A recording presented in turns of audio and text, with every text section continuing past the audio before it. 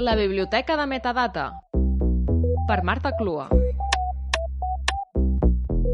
Durant la recent pandèmia de la Covid, el llibre de la pesta d'Albert Camus, publicat al juny de 1947, va arribar a triplicar les seves vendes a Itàlia. A França es van vendre prop de 2.000 exemplars al març del 2020. I és que s'ha detectat una correlació entre els moments de crisi amb un increment del consum de productes culturals vinculats amb desastres, apocalipsis o situacions catastròfiques. Però les distopies no és una moda actual, hi han estat sempre i són un reflex de la societat d'en cada moment i de les preocupacions dels autors en projectar la situació de cara al futur. Avui us recomano un assaig interessantíssim que analitza les aportacions positives i negatives de les utopies, les distopies i catastrofismes diversos en la literatura, però també en el cinema i en la televisió.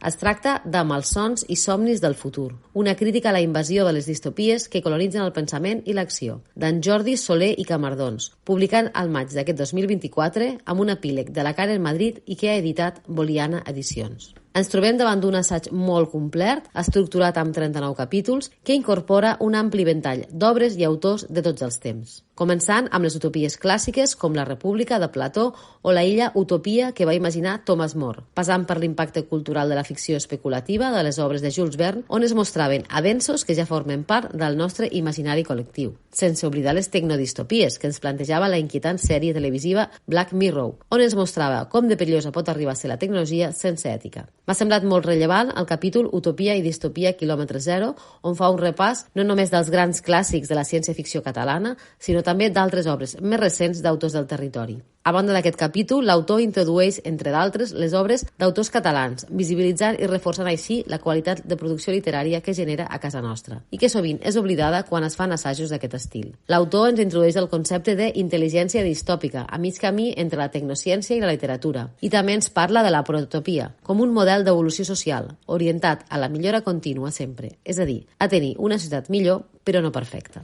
Podria fer una bona llista d'autors i obres que no coneixia, però en destacaré un, el cas de la Rose Macaulay, considerada la mare de la distopia eugenèsica. Al 1918 va publicar l'obra I tot això, una comèdia profètica, on ja ens parlava de manipulació genètica i que traspuava un feminisme actiu. Malauradament no s'ha editat en català i en castellà fins al 2021.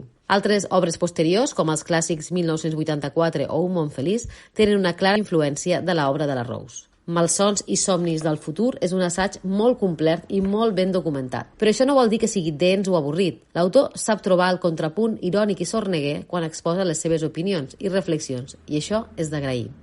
Aquest assaig és un llibre de referència pels fans del gènere, pensat per a consumir a poc, per tornar-hi de tant en tant, per tenir-lo va, ja sigui per buscar una nova proposta lectora com per reflexionar. Malsons i somnis del futur no és només una exhaustiva radiografia sobre l'univers de les distopies, és també una obra crítica i reflexiva que ens convida a consumir contingut cultural que remogui consciències i ens faci actuar, per cercar plegats sempre un món millor.